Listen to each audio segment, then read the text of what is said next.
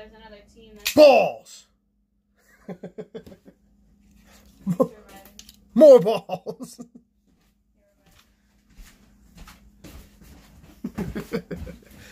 Oh, it's so drop shotty. It's so drop shotty. Oh, it's so drop shotty.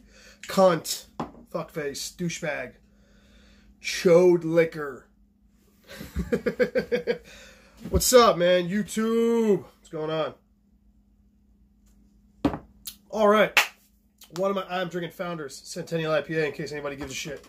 And no, I didn't dump it in the glass like a fucktard. What are we talking today? I know everyone's like, Steve, you didn't put out a video in like 2 weeks. Oh, I'm sorry. Work got busy. Shit happened. My sincerest apologies. But, so today, what are we talking today? A little thumbnail says, Edge Test, M4. Well, I think it at least will say, with a twist. What is the twist? Okay, here's the twist.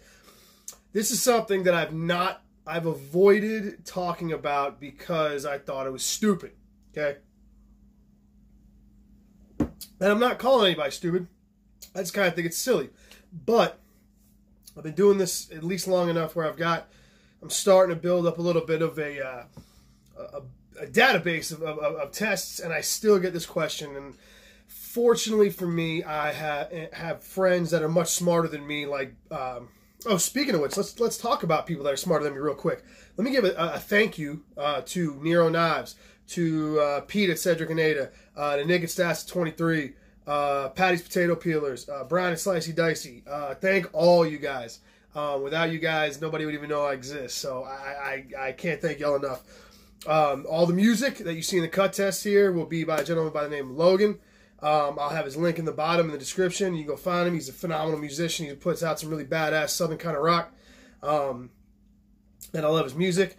And as far as other channels you should go check out if you aren't already checking them out, which I don't know why you wouldn't be. Banner 24/7, In the Pocket, Outpost 76, Blue Collar Survival, Farm Boy Jack. Even though he doesn't like American cheese, let him slide on that one. Fuck you, Jack. Woodland Tactical, Big Red EDC, and Tom Hosang Outdoors. If you don't know who Tom Hosang Outdoors, he's a lovely young man, and he does knife reviews and sharpening videos, live sharpening videos, uses his Wicked Edge, and he has this cool thing called the Maximet Experience going on right now. He's EDCing a native in Maximet, seeing how that goes and going really in depth in it. And he does some edge retention tests and he cuts cardboard. And the reason for this whole video, the reason I bring this up, is because this whole video is addressing cardboard test versus rope cut test. Yes, I get questions about this because there's a gentleman, I don't know if you've heard of him before, his name's Pete, he's over in Australia, and the young man has been doing cut tests for years, okay, and he uses rope, sisal rope, as his media, okay. I cut cardboard, and some other testers cut cardboard.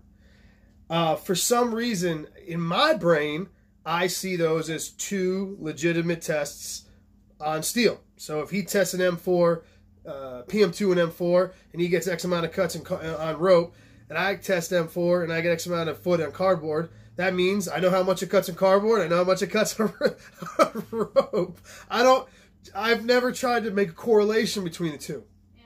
But, as I've learned with the knife community, we love to try to make things black and white.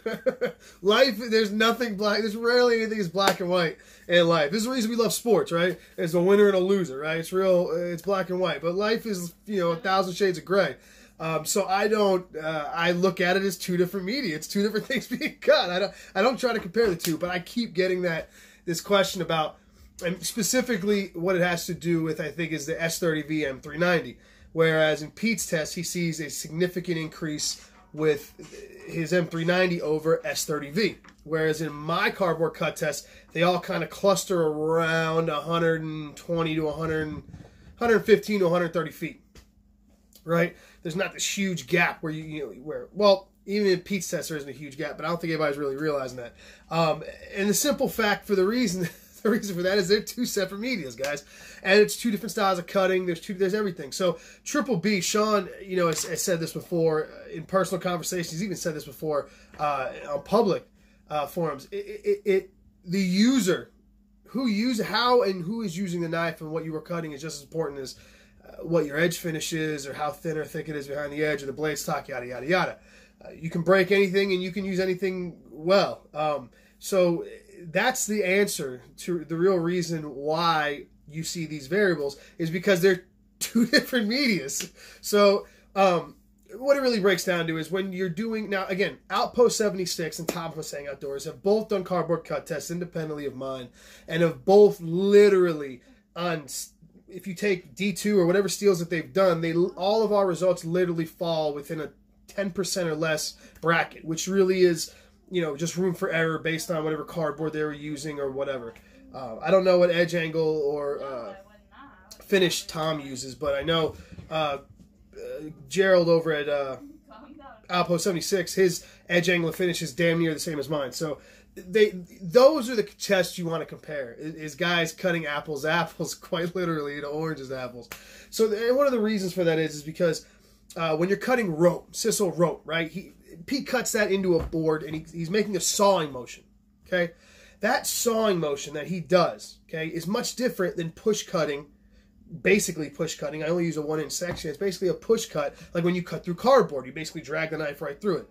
It's a different abrasive, and it's a different, it wears on the blade different, okay? Abrasion resistance is based on wear, and how something wears has a lot of different factors. Some of those factors are the media being cut, and the way it's being cut.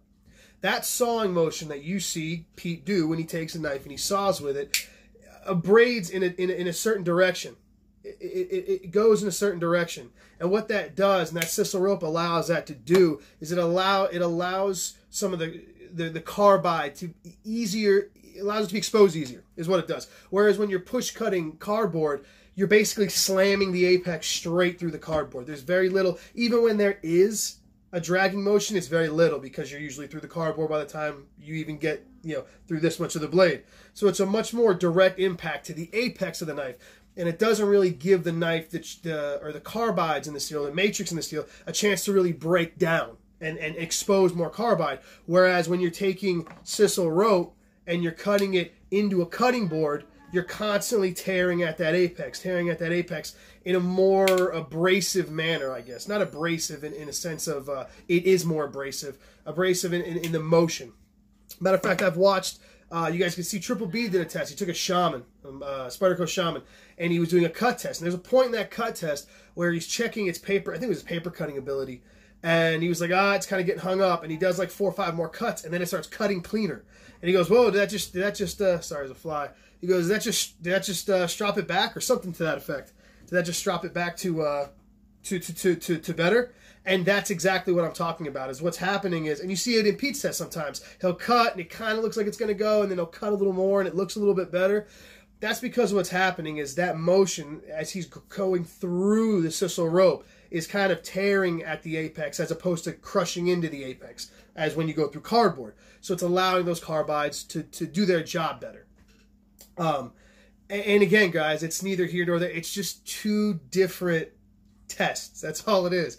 So what I'm going to do today is, the reason I have this Benchmade up here, this Griptilian, was because I was originally going to do it with this. You can see the little mark right there. What I'm going to do is, I've got my wooden cutting board here, and I've got some 3/8 twisted sisal rope. I think he says he uses 10 millimeter. This is close to 10 millimeter. I think it's like 11. We're dealing with metric and standard, guys. Don't try to hit me on that. Let's get mad in America. We don't use metric. I don't know what to tell you. So what I was doing was I was taping off a 1.5 inch section of the beginning of the knife to cut sisal rope with, and then I'm immediately going to take it and corner off an inch right here in the middle, like I usually do, and then do a cardboard cut test. The reason I was going to use this Griptilian is because this Griptilian I've used in a test already, and I already know where it should fall, right? So we have something to go up against, and it's also been Rockwell, so I knew the Rockwell rating of it. You can see a little divot right there. Okay. Then when I went on to Pete's charts to see where this would fall into a range, I ran into the exact same thing I was just talking about. The beautiful thing about Pete's tests is Pete isn't like me. Pete doesn't use the same edge and the same finish every time. Pete's used so many different not just edge finishes and angles, but methods, from a Lansky to a Tormek to a work sharp to, he had a couple freehand knives on his test. So he has all these it's this huge plethora of information that you can take from. And I just feel silly that a lot of the knife community is just trying to pull these tiny little figures and try to make them look all black and white and linear. They're not linear, guys. It's two totally different, it's two different media, two different ways of cutting, two different everything. It's two different data points. But what I wanted to do was to show, or what I am going to do is we're going to demonstrate. I'm going to do a rope cut test, see where it falls. So the reason I'm not doing this griptilian is because this is a griptilian that is sharpened at 15 degrees per side with my usual progression, which is DMT coarse, fine, 1 micron strop, 10 passes, right? So it's a fairly coarse, but, you know, refined, it's a coarser edge. The only ones, I think I wrote it down. I found 5 tests on his, that he did 154 cm with. One got 124 cuts. That was 20 degrees per side with a work sharp edge. One was 150 cuts at 21 degrees per side with no, it didn't say what the edge, how he got there. One was 100 cuts. Didn't say the edge per side, but it was a factory edge. One was 136 cuts at 25 degrees per side with a factory edge. And one was 225 cuts at 25 degrees per side with a polished edge. I believe that was the same knife twice. I can't remember. I didn't write it down. My point is, that's 5 data points with 5 different edges and working finish. That's the beauty of Pete's test, guys. The guy does so many different things. You get to see so many different edge angles and finishes. Mine's just not consistent. I mean, it's more consistent in what I've been doing if you're looking for a 15 degree per side edge with that finish. But we're both doing the same thing. He's doing it. He's taking the approach of doing with multiple edge finishes and multiple different angles to show you that. I'm doing it with one very set pattern to show you if you do that, what you'll get. So, yeah. So what I ended up doing is I realized I can't do that because while this knife in particular is perfect for the test on my end, I have nothing to compare it to with Pete's end because Pete uses lots of different fucking edges. So what I did find, though, was this. This I have not tested yet. This is an M4, Spyderco Mantra in M4. He has done this test, and it just so happens, that's another thing, guys. When I was looking for edge angles that Pete did, I do 15 degrees per side. I think I found 3 or 4 where he's actually done 15 degrees per side. And it just so happened I got lucky that he did it with the M4 Mantra because he had done one 15 degrees per side. I wrote it down here, and it was at a 600 grit coarse edge. That is nearly identical to what I use. I do a 600 grit edge, and then I do a strop. I don't remember if he did a strop or not on it. But the point is, I've got a knife that will match his stats.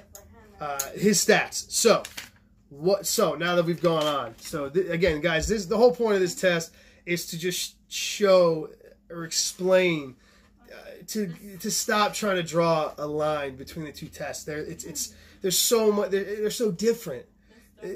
Just look at it as 2 different data points. So what I'm going to do is, now the thing that sucks for me though is I haven't tested this knife yet, so I don't know what it would have done before. I do know that M4 has done, what did I do here? M4 in the past, I had a PM2 do 182 feet and a mini grip in M4 do 180 feet. So that's basically the benchmark with this exact edge. So there we go. I don't know how this one's going to do. I think it might actually do a little bit better. The steel on this feels great. It sharpens great. It deburrs great. I don't know. We're gonna see. But yeah. So that's what we're gonna do.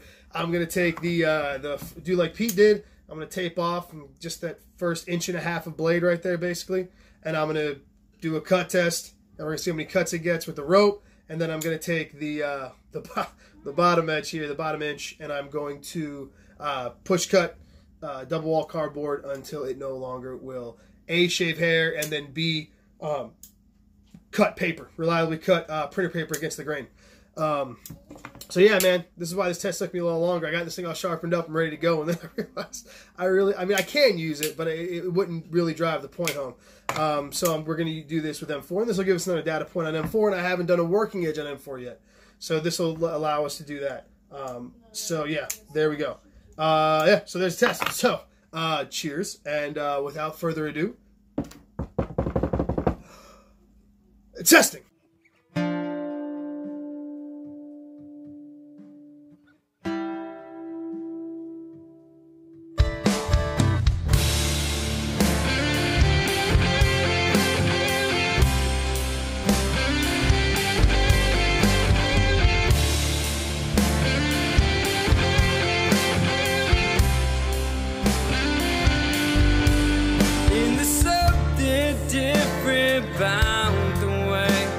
feel today? Is the sun now shining brighter than yesterday? I still feel like hell, but it's a better deal. Music's got me hook, line, and reel. Got my soul, the wounds I feel. Now I've got armor as hard as my shield. I can feel the power, superhuman strength pouring from my veins. Drink the music flowing from this stage. I can feel the power, superhuman strength pouring from my veins. Drink the music flowing from this stage. I turned all my problems into violent ricochet. All those direct hits are smashed into a minor grade. I still feel like hell, but it's a better deal. Music's got me hook, line, and reel. Got my soul, the wounds I feel. Now I've got armor as hard as my shield. I can feel the power, superhuman strength pouring from my veins. Drink the music flowing from this stage.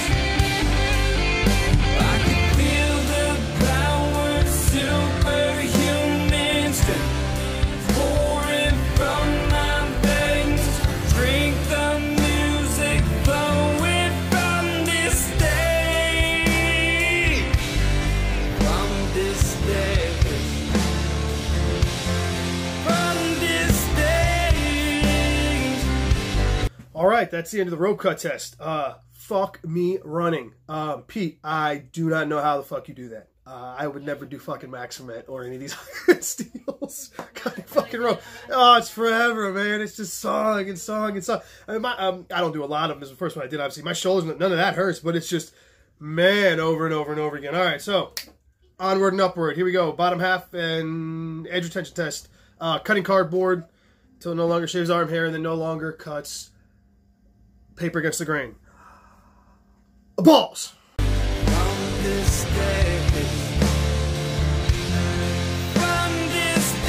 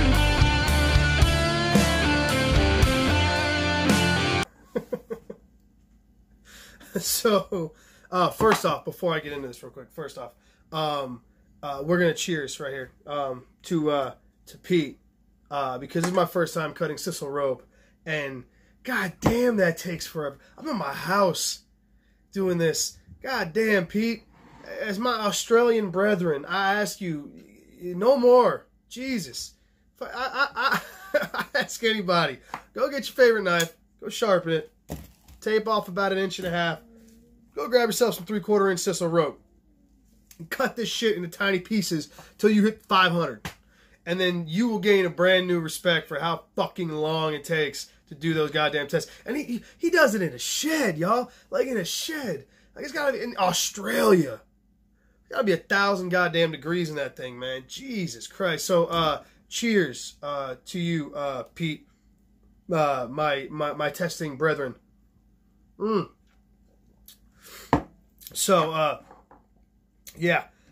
So, you probably ask yourself, you're like, Steve, why? You spent the whole first half of this video telling us about how these tests are two different tests. Why are, they're two different media. It's apples and oranges, right? So why did you just do this? Well, the reason being that I did this was because, like I said, I figured everybody would see that, but not everybody does. And because Pete has been doing this so long, I've got to kind of kneel down to Pete and pay homage to Pete because he's the benchmark that everybody looks at. He's set the benchmark. So people are naturally going to compare my results to his. So the reason I did this test was I figured if I grab some sisal rope and I start cutting, if with a steel and I got lucky in a knife at the same edge angle, and I can get within that ball and it cuts within that ballpark, it'll give some validity to what I'm doing with these knives here.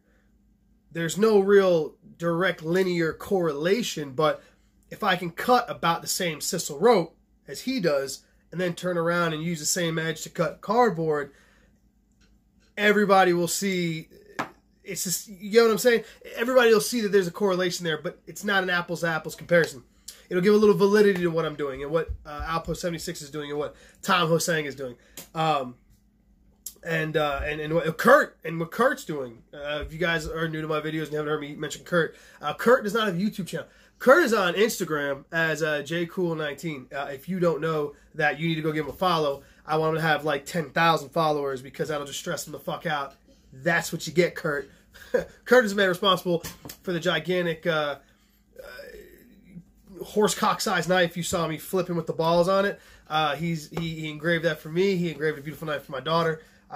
Kurt is a man close to my heart, and he thinks he's fucking funny by sending me that big-ass knife.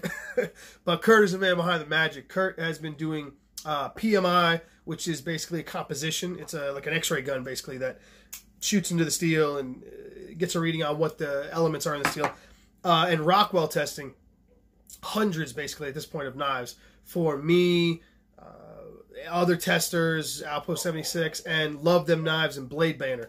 And those two channels have a huge chart that they've built based off his work. He's a cool dude. He's a good friend of mine, and he's an asshole. But I'm going to be a bigger asshole. So go find Pete, jcool19 on Instagram. Pete, don't you fucking, or Kurt, don't you goddamn change your goddamn handle name. 19, go give him tons of fucking followers. So stress him the fuck out because he won't know what to do. That's what you get. All right, so that's my little rant on Kurt right there. I got you, bitch. I got you. So cheers to Kurt. Cheers to Kurt for doing all the badass shit that he does. He's the guy, but he's the man behind the mask, man. Nobody knows what he does, but he helps us all out. Like I said, with all this, and he's helped me in particular. Like I said, kind of raise a little more awareness that to take less of an emphasis on composition and more of an emphasis on heat treat. So I want the whole community. I'm trying to make the whole community aware of how important geometry and heat treat is to the actual edge retention and performance of a knife blade, and how little the composition really, really does when we're talking knives. And he's been one of the guys that's helped me do that. So I'm literally at this point drawing a direct line between HRC, composition, and edge retention. So yeah. So now that I've been talking for about 5 minutes, the results.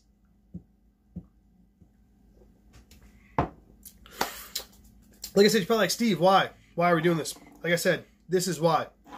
Because this is going to demonstrate something. It actually turned out better than I thought. A lot of guys want to harp and say that what I'm doing is bullshit and variables. Yeah. This is your variables. Okay, I've explained in my second video, I think it was, why the variables don't matter. And now as time's gone on, between me and Outpost 76, Pete, and Tom Hosang outdoors, you watch this and you see us all getting results, especially the cardboard cut test, within such a, within a less than a 10% variance. It stops being about, you really can't, nobody can really stand on the legs of variables anymore, because it's becoming a consistent thing. So the results. So this knife, I took a 1.5 inch section on the front, and I cut 3/8 or 3/8 or 3/4, whatever this is, 3/8 inch chisel rope, until this knife would no longer reliably slice paper against the grain. I got 651 cuts. Okay, Pete got 700. Okay, so same knife, Spyderco Mantra, 15 degrees per side was his, and he had a 600 grit finish. I did 15 degrees per side, 600 grit finish, which is a DMT fine, with a 1 micron strop, 10 passes per side. I would say my edge is closer to 1,000 grit, maybe 1,200 grit. Not a true 600. I don't know if he stropped his. He didn't state that. 651 cuts for me. Same knife, same edge angle, basically the same finish. I got 651. He got 700 cuts. That is a difference of 7.5. I'll round up and say 8%. That is well within the margin of error. 8% difference between my test and Pete's. Same knife, same edge angle, slightly different finish. Okay, so I'm there. Now this is the part that was cool. I have tested M4 twice. I had a Spyderco Paramilitary 2 in M4 and a Benchmade mini grip in M4. It was like one of my second tests, I think. Second or third test. One got 180.5 feet and one got 182 point something feet. Okay, within 1% of each other, real close. This knife, fine edge holding, 180.5 feet. It cut 180.5 feet, like literally identical to those two knives, like to the inch almost. And then total working edge, this knife cut 247 feet. That's a lot of cutting. I haven't done a working edge with M4 yet. So the reason I want to state this, and again I keep harping on this because before I left it open, and now it's becoming a point where I have to kind of say this. It's the variables thing, the backyard, the bro testing that we're doing, it's starting to stack up. So for all the guys out there that want to sit there and say that we're creating our own reality or whatever it is, we're all cutting cardboard. We're taking double wall cardboard and we're cutting it, and we're getting very, very, very similar results. We're also corroborating that with Rockwell numbers, okay? And again, the Rockwell is just a number. The heat treat could be blown, but let's assume everyone is doing a decent job on their heat treat. Higher Rockwell numbers are leading to better edge retention performance, fine and coarse and working edge. So I mean, it is what it is, guys. This is 3 M4 knives that I've tested, all within 1% of each other. 2 from the same maker, 1 from a different maker. Period. Laren of Knife Steel Nerds, he is a metallurgist, and he's the one that did that. I read his stuff all the time. He created the formula, a mathematical equation, to predict Catra testing results. Catra testing results. A Catra tester is literally that. It's a blade fixated on a fixed system, and they take silica impregnated cards. Okay, they have an evenly distributed amount of whatever that set concentration of silica is, and it pushes it with a pneumatic arm through there, and then they do it until the knife goes dull, whatever their standard is. It's a standard edge retention test, as standard as we can make it, right? Well, the thing about those testing is there's 3 major components to Laren's equation: edge angle, steel composition, and the media being cut. I have, and so do the other cardboard testers, and so does Pete, have 3 major factors in what we're doing: composition, edge angle, and media being cut. So for all you naysayers out there, the guys that want to give me shit or give anyone shit, it's cardboard, it's too many variables, fuck off. There's too many of us doing this now, and it's getting too big. There's too many of us that it's starting to add up. And silica impregnated cardboard. Okay. So I just wanted to touch on that, man. This video was, I wanted to do this test to clarify some things, man, to show you guys that the testing, the bro science that we're doing is repeatable, man. It's repeatable, and it's anybody. And the reason I do this in the format, I've said it before, DMT course, fine, 1 micron strop, cutting cardboard. The whole reason I do this is so anybody can go do it. Any of y'all can go out there, grab your knives, sharpen them up to 15 degrees per side. You can go buy one of those diafold sharpeners at Home Depot for 20 bucks. Grab yourself some 1 micron paste, and boom. You don't even have to go you get what I'm saying? And you're going to get within, I guarantee, you're going to get within a within a 10% margin. So that was the whole point of this. Now, another thing I want to touch on this video is perspective. Okay? Cheers to perspective. Outpost 76 touched on this in the video. And Banner 24/7, he's a very, very smart guy. Much smarter than me. Isn't really saying much. Most people are smarter than me. But he touches on this a lot with me. You know, we're talking about perspective. And Outpost 76 touched on this perspective. Let's take a minute to look at perspective, guys. Me included. Everybody, we get lost in the numbers, right? We watch Pete, and he grabs some, you know, Rex 121, and the motherfucker cuts 1,500 cuts. And you're like, holy fuck. Like, god damn. Then he turns around and grabs Vitoku 2 and cuts 400, and you're like, pfft, right? Perspective, right? It seems minuscule, but that's a lot of fucking cutting for some Vito, for a simple ingot steel, right? I was blown away. Let's take perspective, though, into our everyday carry life. And this is what I say to you guys all the time. I do this channel, I do this testing for regular guys, right? Everyday dudes. I'm a big nerd. Okay, I sit there and read heat treat protocols and all this dumb shit, but I'm also a regular dude. There's also a does it fucking matter factor in my brain when I'm doing these things, when I'm going through my life, right? So that's the way I gear these tests and I gear this channel, is for the other 99% of the guys out there that are like me, but don't want to fucking sit around and read heat treat protocols. They just want to know, how well does it cut, and how can I make it cut better, and does it make a difference, right? So let's talk about perspective. This one little knife, this Spyderco Macho, which is basically a Delica, right? I cut 650 cuts of sisal rope and 247 feet of cardboard with this one knife on one sharpening. I haven't even stropped it. So I just wanted to take a second and let's look at some real some real perspective. This knife that's a lot of EDC. Like, that's a tremendous amount of EDC. Like, that's a lot of cutting. A lot of cutting. Like I said, 1-inch section, 247 feet. Imagine the rest of the split. You're talking 600 feet of cardboard, man. That's more than enough to get through your day. It's more than enough to get through a couple of days. I'm willing to bet 99% of the guys out there, that's more than a month. Okay? So, yeah, I just wanted to give a little perspective on what are we really looking for? You know what I mean? What are we all? Because I'm a knife nerd, I'm a steel guy, and I get all hyped up on it. But really, perspective. Let's think about it. This little ass knife, that's a lot of goddamn cutting. So it was cool that I got to do it all in one session like that.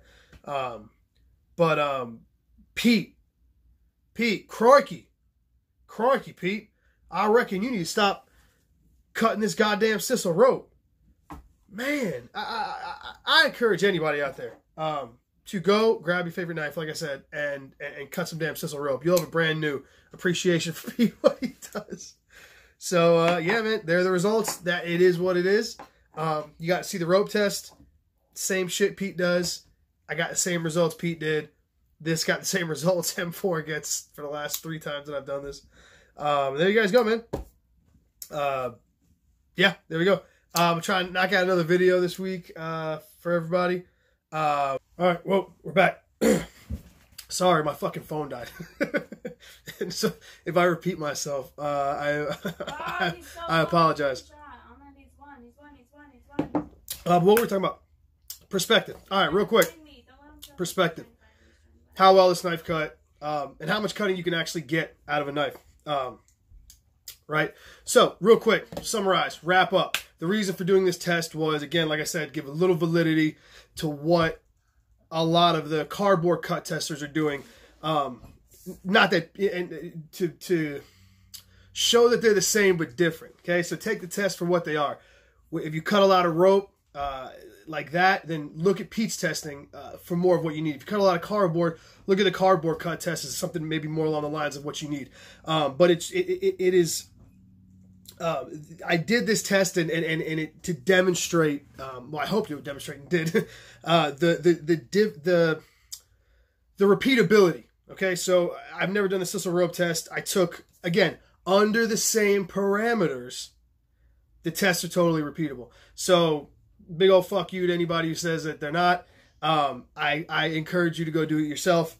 And yeah, like I said, under the right parameters, this knife right is a perfect example. Like I said, with the same edge angle and this rough, I guess roughly the same finish, this knife cut within the ballpark of what Pete's test did. And then it turned around and did what it should do cutting cardboard, or what it has done, at least for me, cutting cardboard. So, yeah, these are repeatable results, and hopefully this will help everybody, for the naysayers, for the guys who think it's a bunch of bullshit, kind of tie the two together. Like I said, two totally different media, two totally different motions of cutting, two totally different tests. Okay, but they're both valid, and they're both valid in their own respects for what they're intended to do. So. Yeah, so hopefully this cleared some things up for everybody. You guys can see that the tests are both, like I said, repeatable, and while there is no linear link, there is a repeatable link between the two. So, yeah, hopefully I didn't repeat anything I already said. Like I said, I had to wait and charge my phone up, so I hope I didn't repeat anything. So yeah, onward and upward. I do have some sisal rope left. I got some 204P that I got to test up against some LMAX. If I can find. If Pete did a test at around 15 degrees per side at a coarse grit, I will try and do that test with the sisal rope and maybe give another one and show you guys if they come close again. Because that seems to be the biggest point of contention is the M390 versus S30V results. Everybody you don't see as big of you see a much tighter cluster cutting cardboard versus when you're cutting rope. With rope, you see a much wider gap. And like I saad before, that's simply the nature of what you're cutting and how you're cutting it. I can tell you right now, noticing when I sat there and I was cutting into that sisal rope, my scratch pattern tends to go backwards a little bit, just the way I sharpen. So if you watch the test, I kept cutting like this and cutting like this. And about halfway through, I realized when I, doing more of a sawing motion, you get it cuts through even quicker. So again, that's the reason. It's also the reason why you're going to see when Pete does a polished edge on a lot of steels, they tend to do better cutting rope. A more polished edge is going to be a finer edge. It's also going to be a smoother edge on the sides of the bevel. That is going to give an initial boost in cutting performance because it's going to glide through the sisal rope better than a coarser coarser surface area. So that in itself is going to help boost its edge retention when we're dealing with cutting through rope, as opposed to when we're dealing with cardboard. Like I said before, we're just focusing literally on the apex, and the surface finish of the edge bevel really doesn't come into play hardly at all, because the apex is the one really taking the brunt. Where when you're going through something dense, because cardboard is so thin, you guys get what I'm saying? Cardboard is so thin that it's just basically the apex is taking all the damage. Where sisal rope or something like that that's thicker can benefits more from that smoother surface finish. So that's why another reason why you guys are going to see, or at least my estimation, why you guys would see usually a bigger increase in edge retention when he takes it to a more polished edge versus a more coarse edge. It's simply that the sisal rope is a different type of cutting and doesn't stress the absolute apex quite in the same manner that cutting cardboard does. Cutting cardboard really does just stress just the apex in a very concentrated manner, where cutting sisal rope with that sawing action distributes it a little bit differently and is more subjective to the edge finish affecting how the actual cut. Much in the same way, if you took a chef knife and polished your bevel, it would glide through an onion easier than a coarser finish. That coarser, wider apex is going to catch more because the material is going to bind around a little bit more. So there you go. Hopefully I didn't bore anybody to death. I can't remember how much the beginning of this was, so I apologize for my phone dying. And we will, there we go. There it is, ladies and gentlemen. Cheers. to Croikey, to Pete. Hopefully I did your test a little bit of justice, and to everybody else, rock and roll. See y'all on the next test.